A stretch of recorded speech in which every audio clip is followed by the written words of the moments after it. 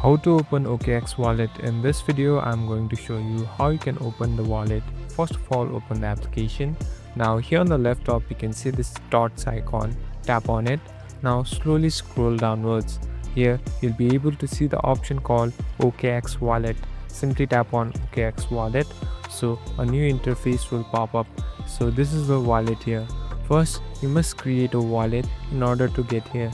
You must set a password in order to get here. So here you can see the details and everything about the wallet.